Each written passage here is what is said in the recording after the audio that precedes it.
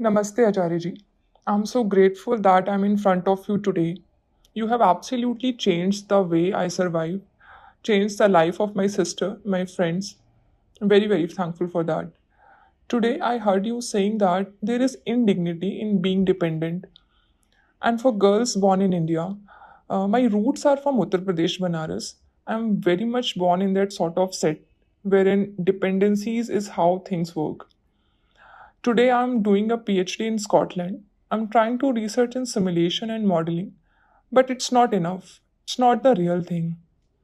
I often get calls from my parents saying that do something real, which basically is an underline for getting married or, do that. So, when you say that there is indignity in being dependent, but we are being prepared for that. So, can you please explain what is this indignity in being dependent when we are perpetually being prepared for that? Please, sir. Thank you. It is to see, first of all, that choice reigns supreme, that we are not pots being prepared by some potter. Who can prepare us? Who can mold us? Who can forge us? Who has the authority? Life is our own sovereign choice. If someone is appearing to carry a certain authority over us, surely we are vesting him with that authority. Surely that is our own choice to empower that person with that kind of authority. And remember, if you are giving such an authority to that person is surely giving something to you in return. The ego is a trader. So nobody can prepare you for anything. That is against the law of freedom. Especially when you are an adult, irrespective of where the childhood was, irrespective of how the conditions back then where one lives in this particular moment, and there is no obligation to carry the load of the past, right? Certain things belong to certain areas and certain epochs. That area has been flown away from. That epoch has been left behind.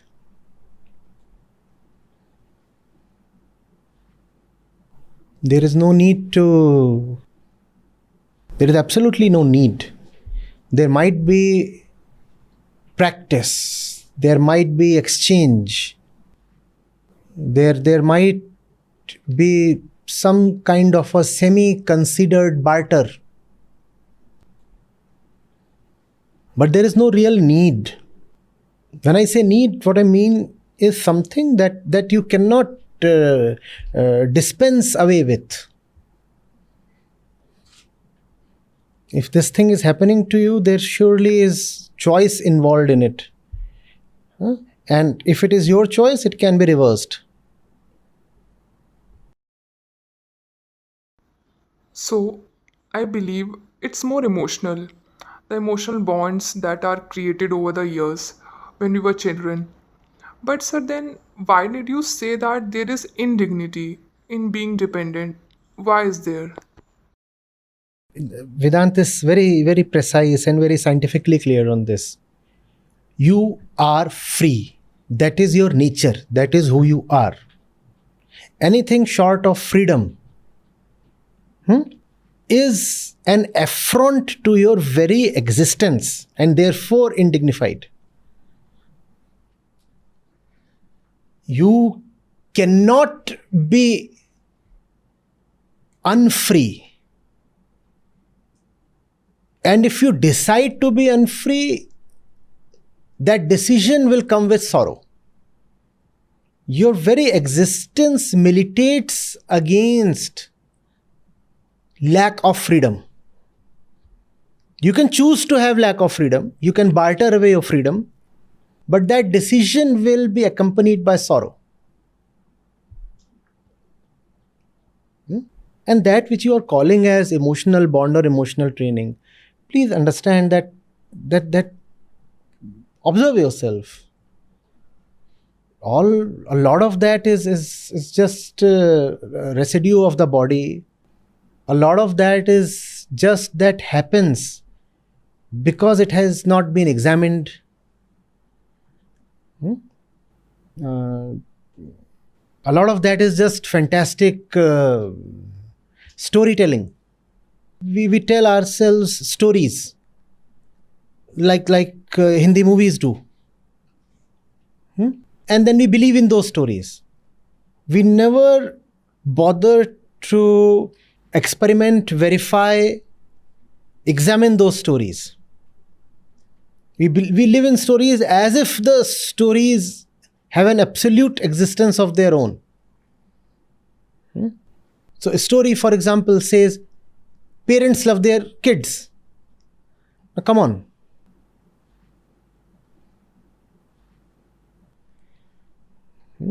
Love is a sacred word. Just because one physically gives birth, one does not become capable of loving. Not even 1 in a million parents love their kids. Love is not something that you can just so easily get by virtue of having a body. A lot of nonsense just passes in the name of very beautiful words. Respect, love, sacredness, understanding. And just because somebody is saying something with great conviction does not mean that the fellow knows what he is talking of. That includes this speaker. We have characters in the movies uttering absolutely stupid dialogues with great conviction.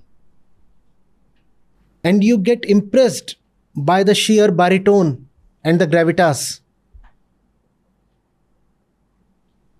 Amitabh Bachchan spewing continuous nonsense in some family blockbuster. That's the dream figure every North Indian patriarch wants to be. Somebody whose authority is unquestionable. He just gets up from the inherited family chair, 5 centuries old, and declares the heavenly truth. And the wife and the kids and the daughter-in-laws especially, they roll at his feet.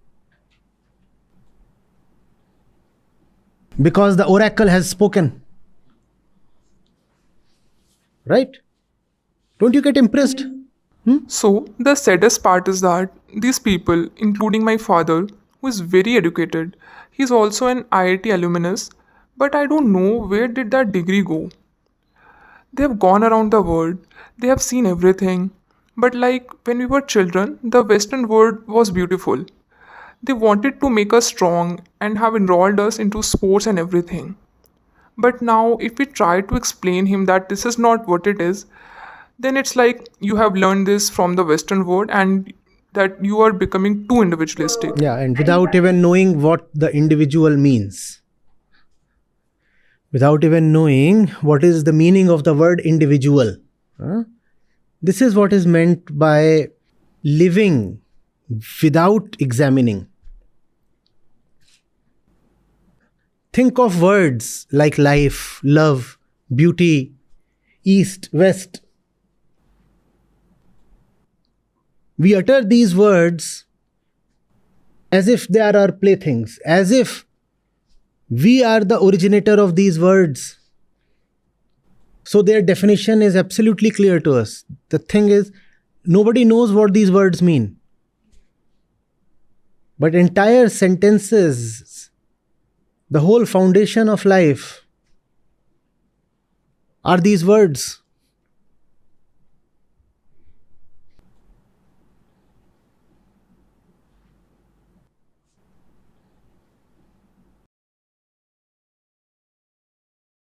Thank you, sir. I just want to say thank you. That's it.